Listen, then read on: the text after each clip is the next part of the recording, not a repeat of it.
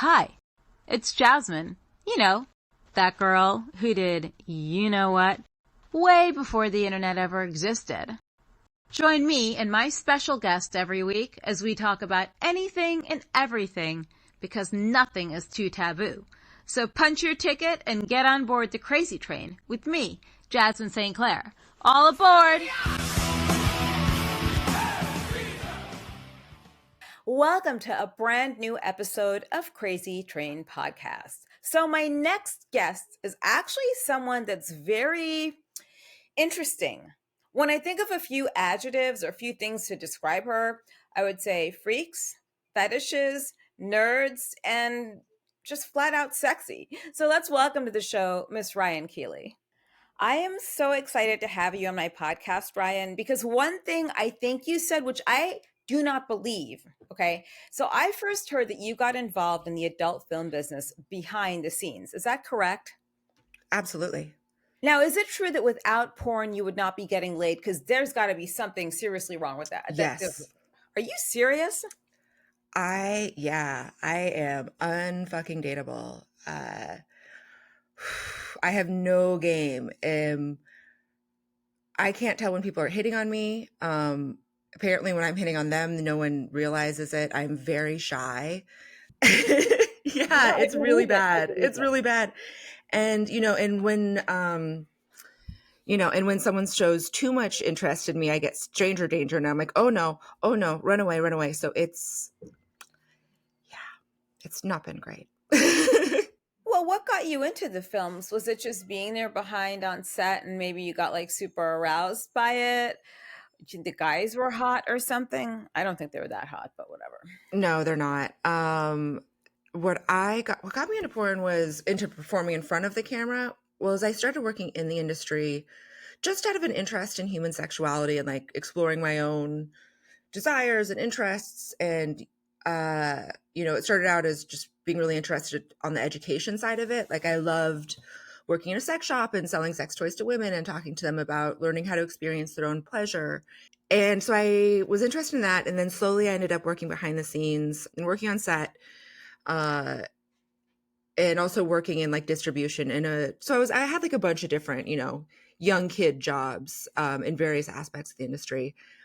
And this was back when before every sex scene, the girl would do a 10-minute solo.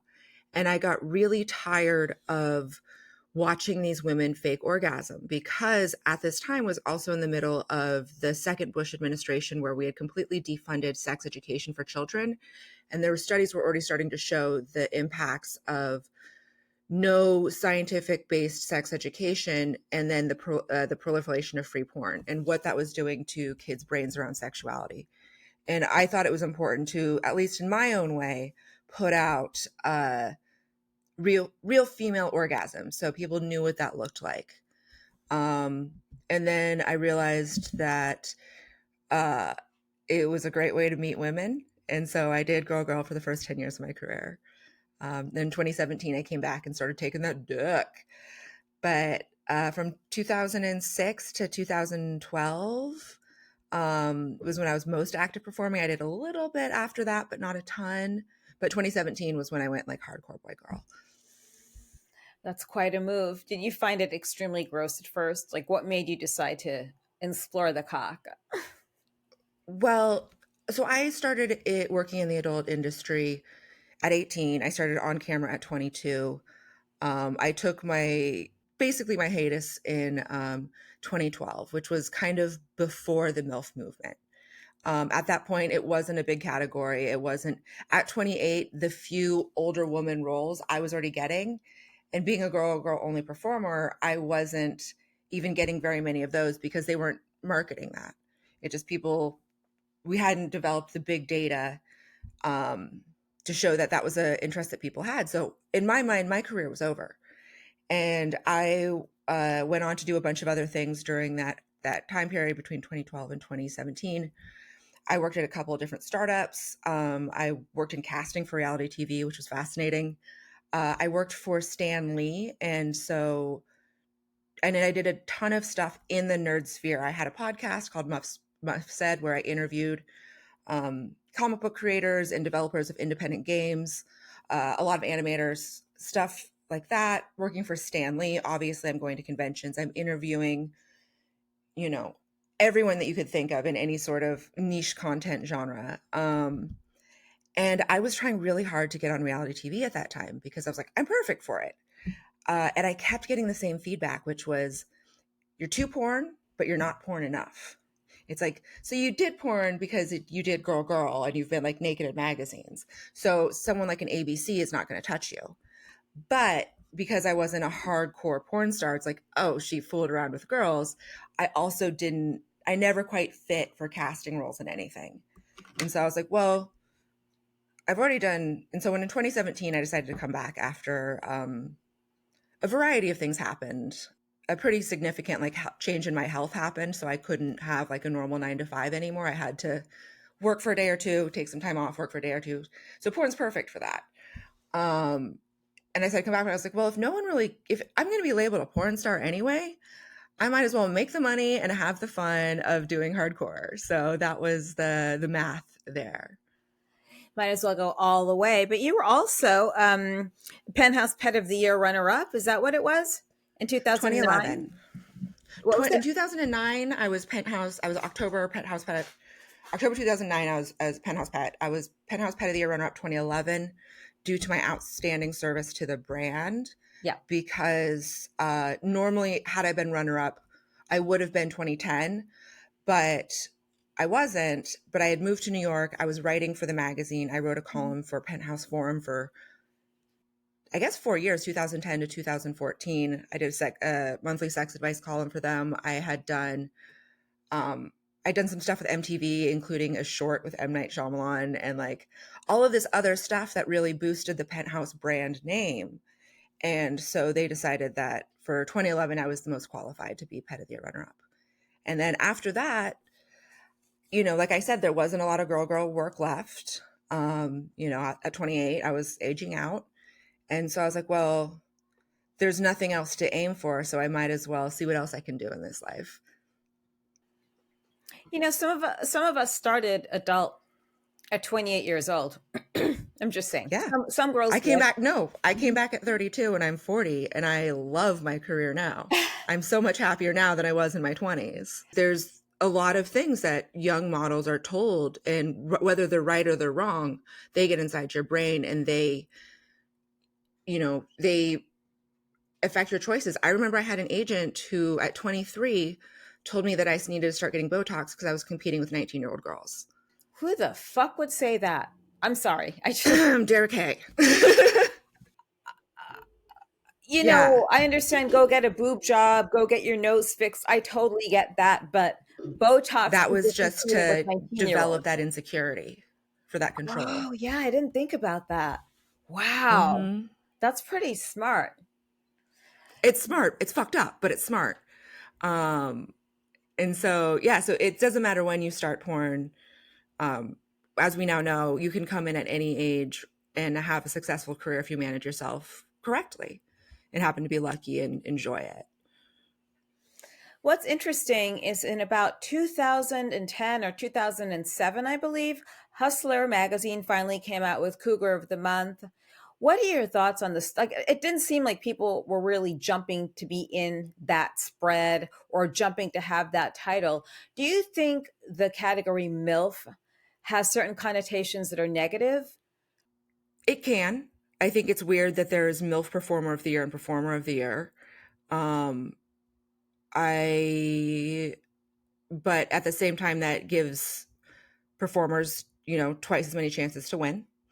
I do know that MILF only became a genre after what unfortunately happened to porn with the tube sites and those data aggregators. But those data aggregators is what told the powers that be in the adult industry that there was an interest in more mature women and scenes with more mature women. And that was something that wasn't really considered before. I mean, for a long time, who got booked in a scene and who was considered hot and sexy had to appeal to that specific person who ran that specific company.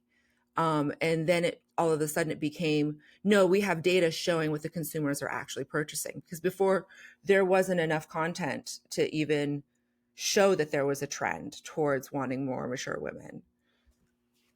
I And think they so, should have a well, DILF category as well. they do. Oh,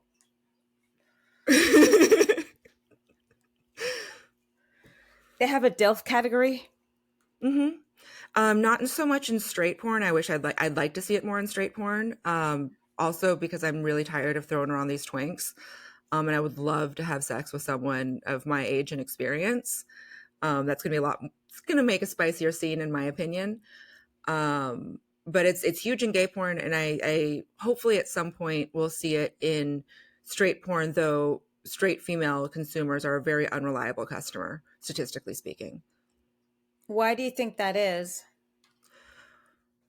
I think that women tend to be more omnivorous when it comes to the things that turn them on.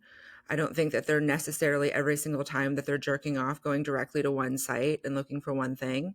Women, you're more likely to read, look at the success of, fairy smut with the Court of Thorn and Roses books. I mean, those are extremely smutty. The rise, we're currently in the middle of the renaissance of romance novels, which are not just bodice rippers anymore. They have much more complex female characters.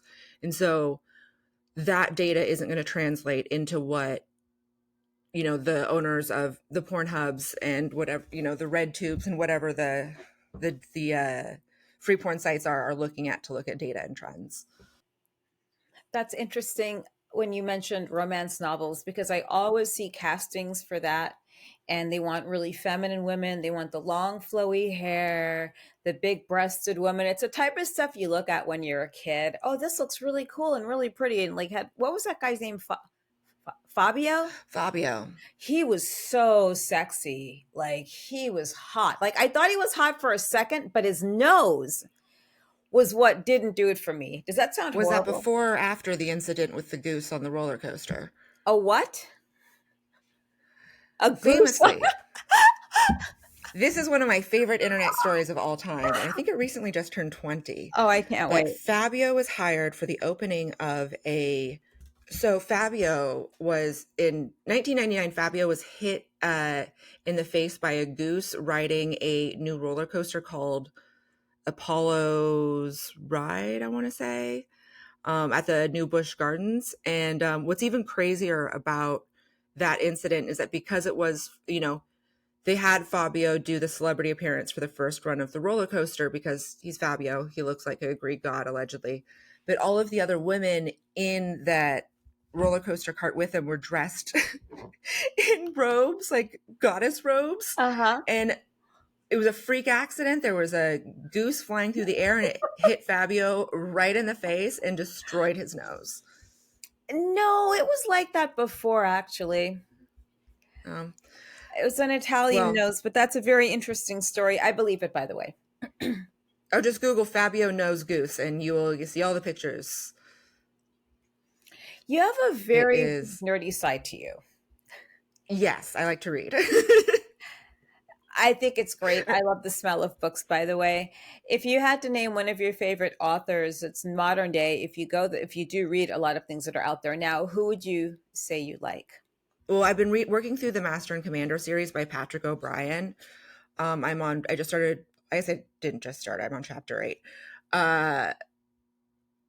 So I'm on Desolation Island. I'm a huge fan of those books. I love those. I'm reading a historic book on Fort Sumter, which was the kind of the beginning of the Civil War. I really enjoyed that. Where is that? I'm listening to this one. I tend to read with my eyes fiction and then with my ears nonfiction. Oh, I'm listening to In a Different Voice, which is a psychological therapy and women's development book written by Carol Gilligan, which talks about the voice that women use in public and the voice that they use discussing themselves. And then I am balls deep in The Demon of Unrest by Eric Larson, which is thrilling. And I loved his last book, too. Letter of complaint. Why is everything? That was the voice right there. Yeah. But yeah, Eric Larson, I really enjoy his work. I think that he does a lot of really excellent research. If someone is going to, what I like about the Patrick O'Brian books is that while they are still fiction, what he does as an author is that every naval battle that is engaged in those books specifically matches a naval battle that happened in real life between ships of the same rating with the same outcomes. And so it's a fun way to learn. It really is. I like hardcover books. The author that I've been obsessed with for a few years now is Harlan Coben.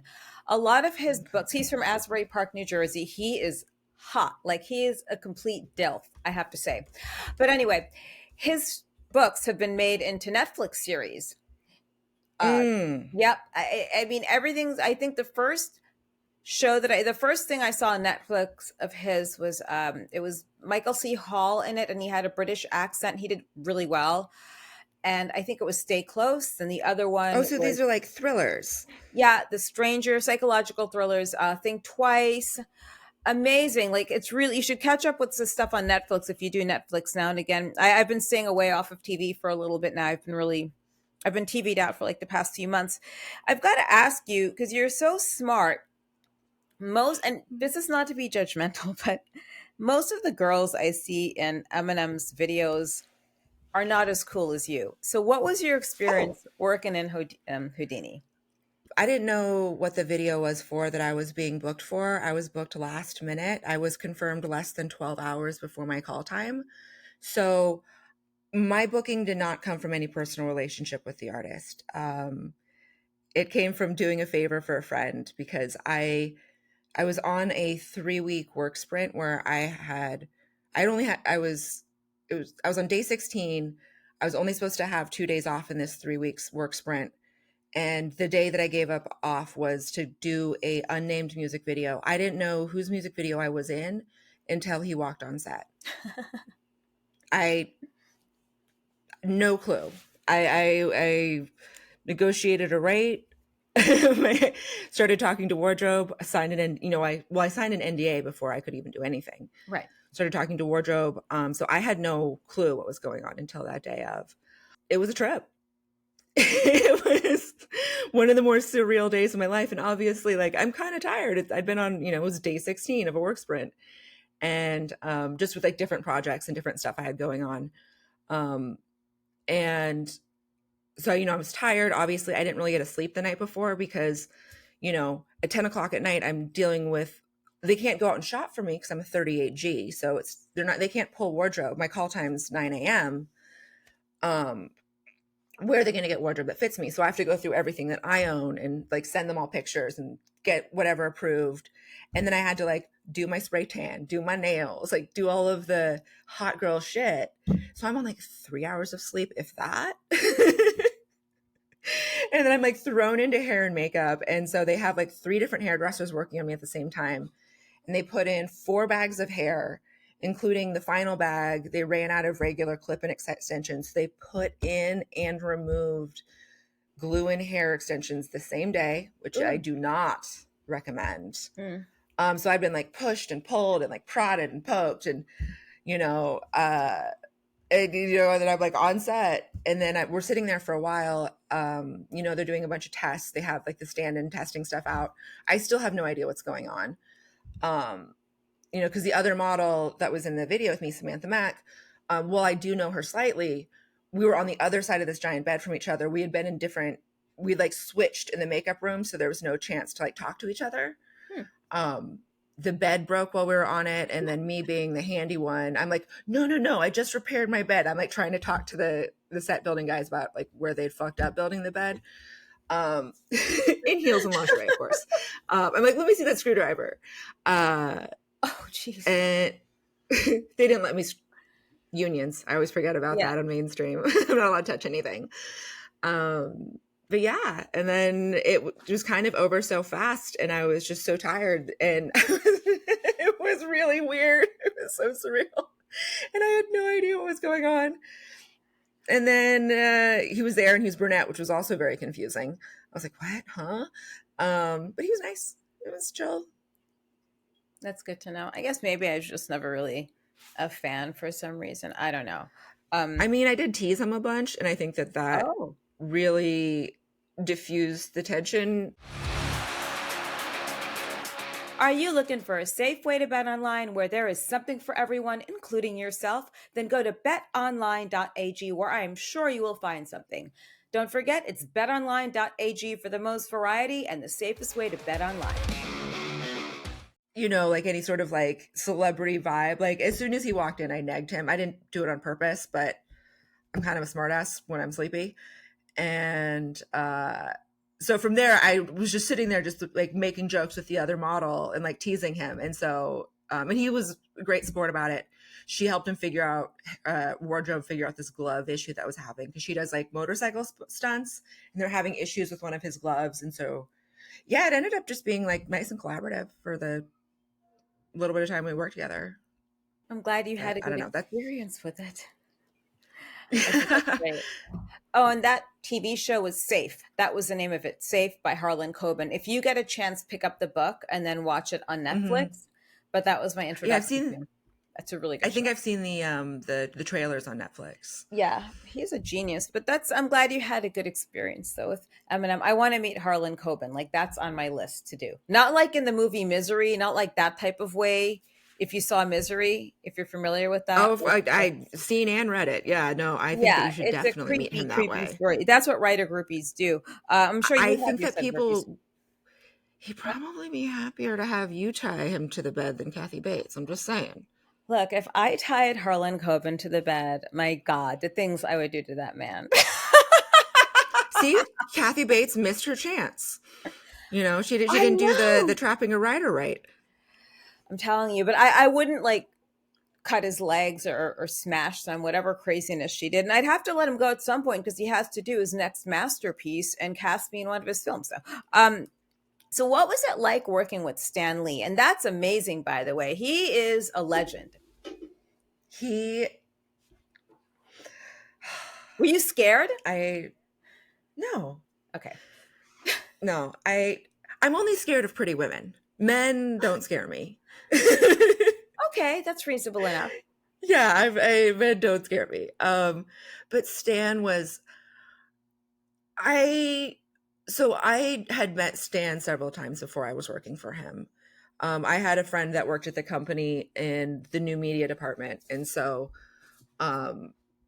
through her, I'd met him at several events because, you know, most of our friend group did not want to go to the nerd events, and I was the only one that did. And so it was very natural when I transitioned into just doing the on-camera hosting for him. But he's just the sweetest, kindest man, and he's got the best stories. He's the best interview. He's just there with it. I mean, R.I.P. Like when Jody passed, I knew that he wasn't far behind, and that was really, really tough. And it was tough to hear what had happened to him at the end of his life. But I'm not going to say anything on a recorded forum. But there's some people in his life I did not enjoy. But before Joni passed, I mean, he was the absolute best.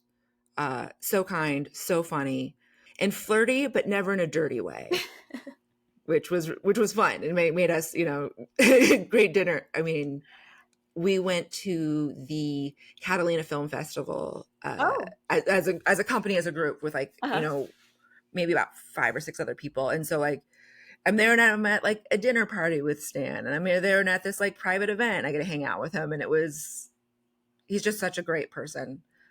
I like hearing stories like that. Did you grow up on comic books? Like, what were some of your favorite comic books growing up, if you even read them when you were a kid?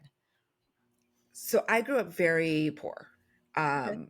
And so my comic book reading was limited to what was available at the library, but I did read the comics page in the newspaper every single day from the time that I could read.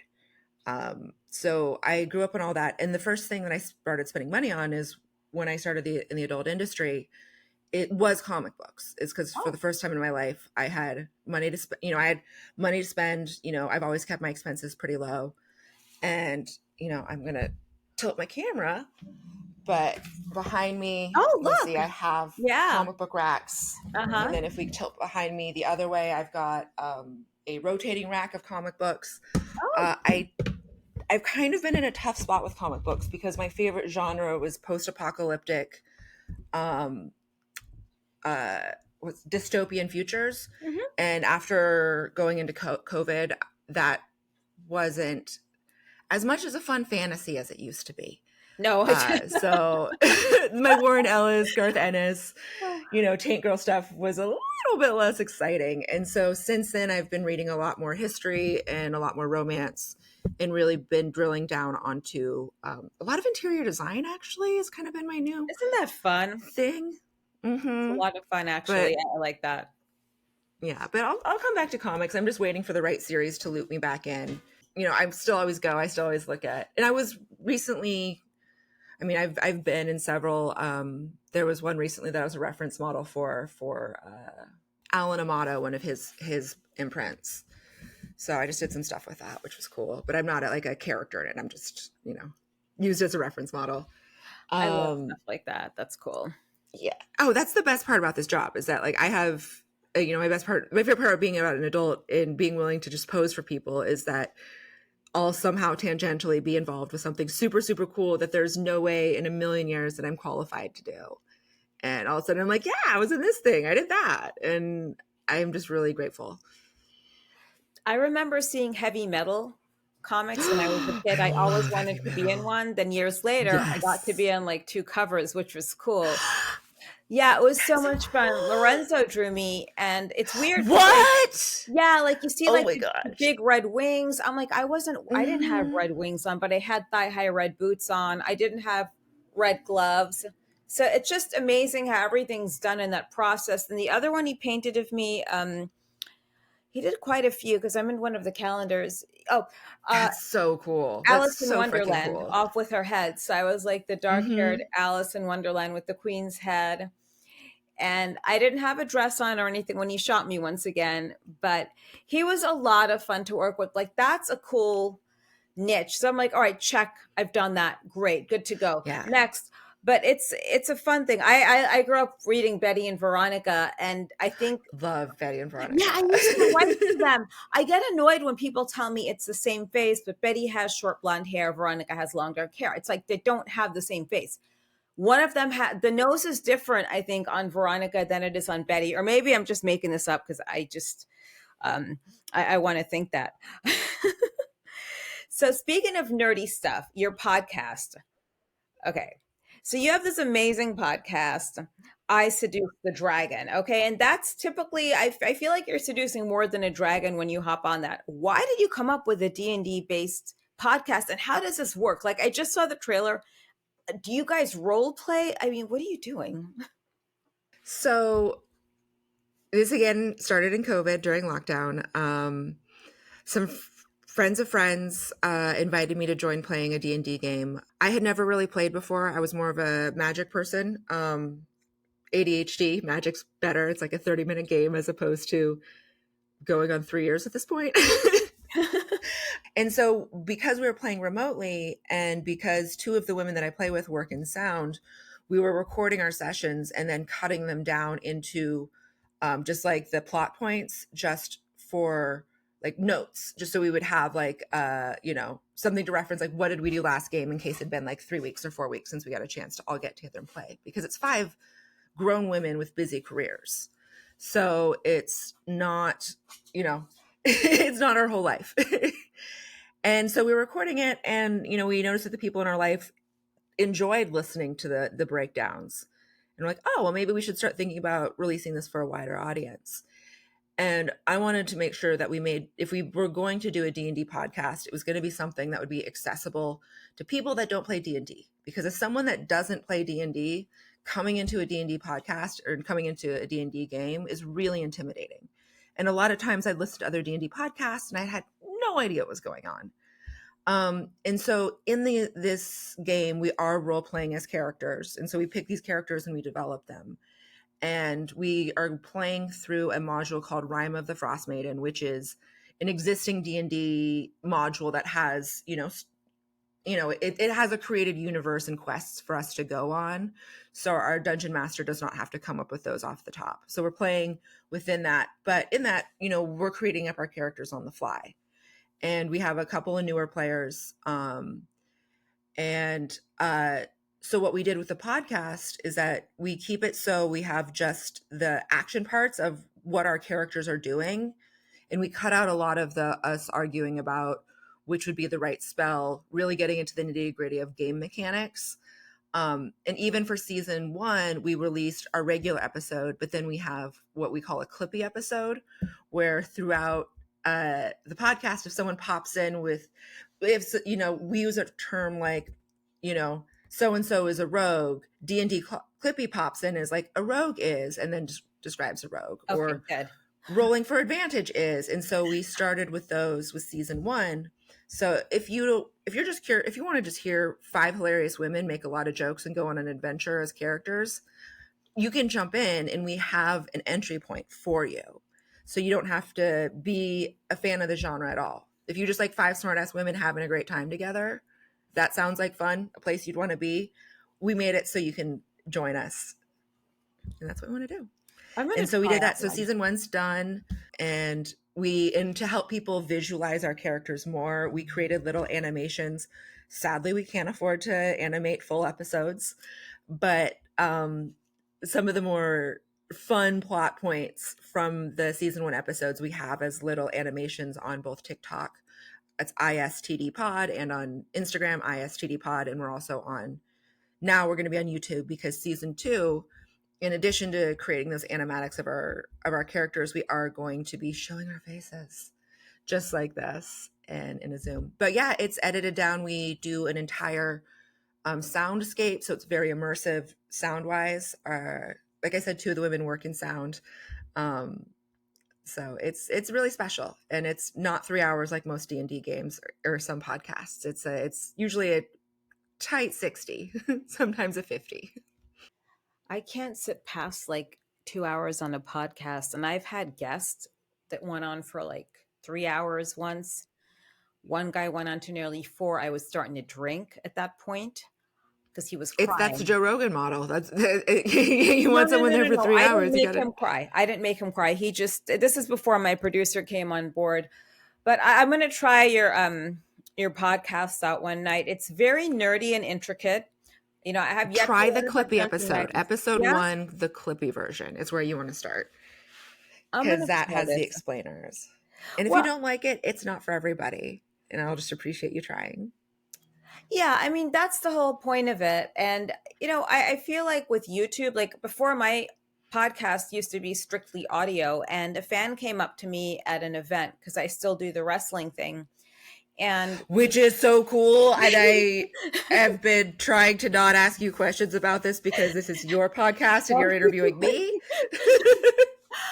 Yeah, I mean, so he's like, you should think about putting video as well. I'm like, yeah, okay, whatever. But I'm telling you, once people see the dynamics and like what you look like, especially, it's a win-win situation. And it's so diverse with the women you have. I saw someone that might have been Asian perhaps, and you had the redheaded girl she looked like an elf. She was cute.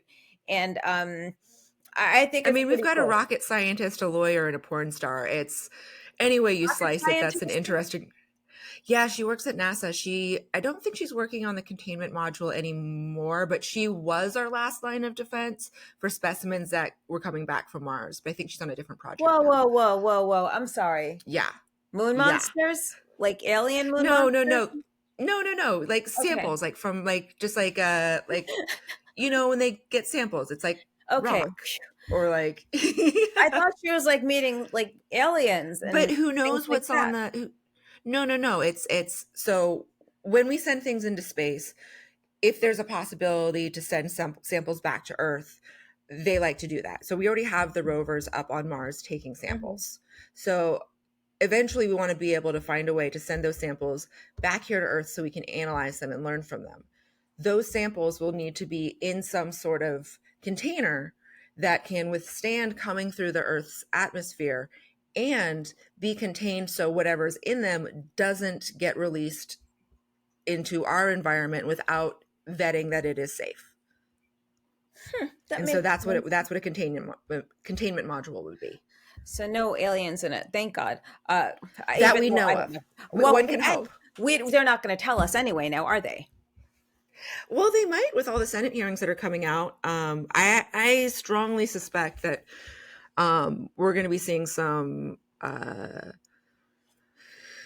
have a feeling that the U.S. government is going to be. They're already starting to be more public about their interactions with aliens. The fact that the New York Times had that whole Tic Tac story several years ago, and then there was those multiple Senate hearings.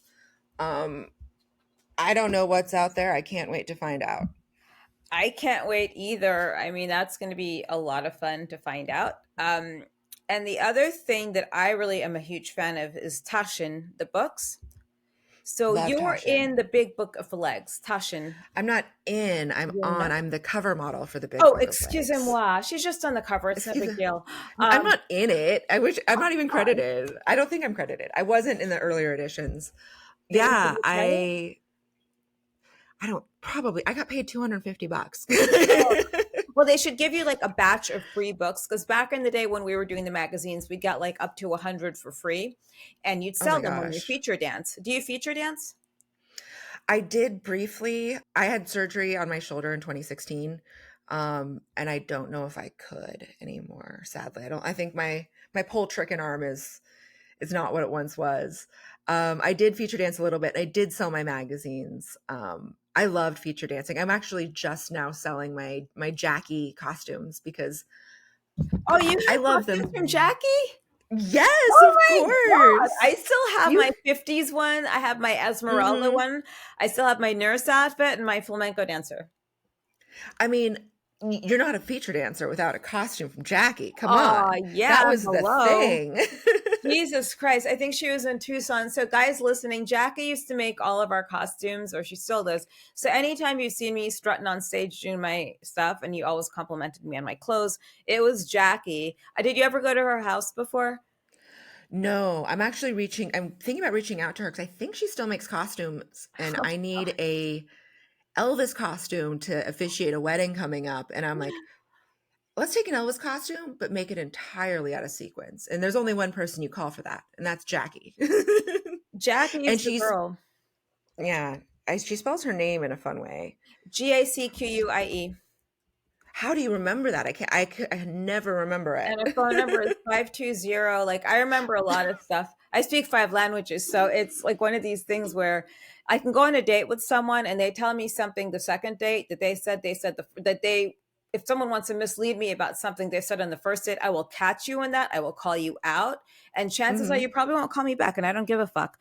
Because I don't like going out with guys my age as they have pot bellies. So I know that you did a scene recently with Penny Barber. We've been collaborating a lot. Yeah. Yeah, I really like her. I've seen her photos. I want to get her on the show. What's it like working with her? And tell us about the latest scene. She is fantastic. I reached out to her about doing something with her that we still haven't even shot yet. So she wrote the book on ABDL, which is Adult Baby Diaper Lover. So she wrote the literal book on that fetish. And that is a fetish that I haven't really done anything with. Well, that's not true. I'm sorry. I had a fan. What was this called again? Adult Baby Diaper Lover? Yeah. Hashtag ABDL if you're feeling brave on Twitter. No, I'm not. Okay. So she wrote the actual book. You go to Amazon, you want to learn about it. She wrote the book. And so I reached out to her because I'm always looking for interesting new fetishes. Because as we all know, there's riches in the niches. And we just ended up vibing, and we're both very intense, but about very different things. So us collaborating together is really great because we really drilled down on different things. Our first collaboration was we did something for Mother's Day, which we did in the style of like a 90s style sitcom, like the very big, like 3 camera style. And then for Unholy Seed, we did or what did we end up calling it? There's a lot of discussion on the title of that film. I like the name, but yeah, I wanted to do something that was sexy nuns, but I was really tired of seeing latex nuns or anime nuns, or on the far end of the spectrum, it was like the nuns in the full habit. And I was like, I want like nuns that you would see in like a heavy metal magazine was my idea. And that's what I wanted. Cause I was like, these nuns are too sexy. These nuns aren't sexy at all. Like, can we meet in the middle? Like, I want hot, slutty. These are women that are trapped together. Come on. writes itself. So it took me a while to design the costumes, because in order to figure out a habit that would, because here's the thing about designing costuming for porn, the hat has to stay on, because if everything else is coming off, it's just two naked chicks. Like it's not a nurse anymore if she doesn't have the stupid hat on. It's you got to keep a certain amount of the accessories on in order for it to, if someone pulls it up halfway through the scene, to know what the heck is going on, that it's not just normal porn, it's themed porn. So it took a while for me to figure out how to make the habits. I ended up actually ordering a lot of pieces of hijabs in order to get the coif part correct, and then figuring out how to attach veils, finding the right length of veils that still were like showed off but weren't too Islamic looking, because that's not what I was going for. And she had the idea to bring in a giant demon penis that was like it was a messy scene. We were rebaptized I'm in sure Demon Seed. I am sure. I mean, I was baptized by Peter North in my very, very, very first scene, not knowing why they called him the decorator. So I totally get it. It could be messy sometimes. I was thinking recently that there is not a male performer that is known for their loads like Peter North was. No. And I feel like we are overdue. I mean, we do need some new strong male performers overall. The performer pool with the dudes is a little slim for my taste. But I would love us to get just like a master blaster is what we're looking for. You hear that, guys? So if there's anyone out there that is a master blaster over the age of 18, minus the pot belly, Peter North never had a pot belly. He always kept it. No, he didn't. I'm just saying in general, because guys, older guys got the pot belly. Okay, look, if you have a body like RFK Jr. and you are a master blaster, please apply. Okay. Anyway, that was my unhinged comment for the day, I think. But when I'm done with here, I'll get unhinged when I leave here and go out in the street. Can you believe doing a podcast normalizes some people? Do you feel normal when you do your podcast? Like you're on your best behavior? Not this podcast. Andrew, I'm asking the producer now. Am I on my best behavior right now? Right now? Yeah, you are, Jasmin. Okay, see, there you go. This is nothing. This is me being normal. Like, this is normal, Jasmin. Well, let's do a couple shots then. I want to see it all. Alcohol in my house. I mean, I do drink, but it's funny because I'm invited to this tailgate party. I've never done tailgate type things. And then these guys are drinking. Okay, that's wonderful. But who is driving the car if someone is drinking? It's just this irresponsible culture with it. And I'm not into this bro thing. I'm just really picky, with guys. And I think that's part of wrestling is like why I like it so much. At least I'm around young, hot guys with six packs. I don't fuck them, but there are some hot guys in wrestling. What organization are you currently working with? I work with a bunch of different ones. I don't work with AEW or WWE, but every other one I've worked with. And a lot of those independents in Europe have the better looking guys because they're more disciplined. I feel like they have better nutrients in their food too. There's a couple foreign wrestlers that I really find attractive. And I know that you did ECW back in the day, which huge fan. Thank you. Huge fan of ECW. But pre-pandemic, and actually how, in a weird way, how the I Seduce the Dragon podcast ended up happening was through going to independent wrestling shows. Really? Where'd you go? Mm-hmm. I would go to, my brain is so bad. Where did I go? I was working XPW. Yes. I did that for the past 2.5 years. I was managing Necro Butcher. Then we went over to Japan. I just came back from Japan. I was working there. I worked in Colorado, all these places. I mean, they always, you always want a female manager that could get bumped around. Well, that's what I want. I want to be a manager / valet. I think I'd be a better manager because I can talk on the mic. You'd be good. That's my dream. Speaking of wrestlers, I used to play Magic with Josh Barnett, who is big in Oh, Japan in the really? wrestling. No, I know who he is. I'm going to Um, ask him about this. Okay. yeah, I made him chop me one time. He didn't want to chop me at full force. I harassed him for probably about 3.5 hours before he finally was like, "Okay, fine, Ric Flair, I will chop you." Right here, above your boob. Yeah. Woo, for sure. Ryan Nemeth and I actually have been doing a comedy bit together. Ryan Nemeth, I know Ryan when I met very him, well. We were in Second City yeah, together. Yeah. he's yeah, he's wonderful people. But I met him when he was doing the Hot Young Briley bit. What I can't remember what organization that was for, but anyway, so Ryan and I, so the two Ryans, we do a bit about how we have the same job because we both, get spray tanned and get thrown around by sweaty men. Yeah, exactly. I think mostly like what I've worked with in the past 2 years are deathmatch wrestling. It's fun because I like beating people up with Singapore canes and like usually like one woman complained about an organization I worked for. She said that it was a bunch of white trash wrestlers hitting each other over their heads with light tubes, and that's kind of what it is, but they're like hot white trash, so it's okay. I like hot white trash. What's wrong? Yeah, what's wrong with white trash? Exactly. Hot white trash is good. What is it, Jamie Lee And I'm Presley, sorry, for example? it's pro wrestling. Like this is not the Bolshoi, ma'am. Yeah, look at us, seriously. Like I said, Jamie Lee Presley was hot white trash in a movie. I don't even know what happened to her. But you are super interesting. I am going to crash your D&D I Seduce the Dragon podcast. When does it come out?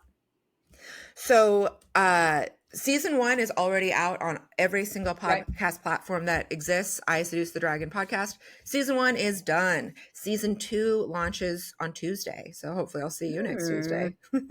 I have something to do. So it's every Tuesday. You the have dumb jokes continue. What time does the podcast start on Tuesdays? I don't know what time it launches. It's not live. So that's another thing about our podcast and how we keep it so accessible is that we do not film it live because there is so much about D&D that is so boring to people that don't play D&D and even to the people that do. So we want to keep it fun for everybody. So Tuesday noon, I would guess, Eastern time, it drops. I'm not awake before noon and it's usually out by then. So that's my guess.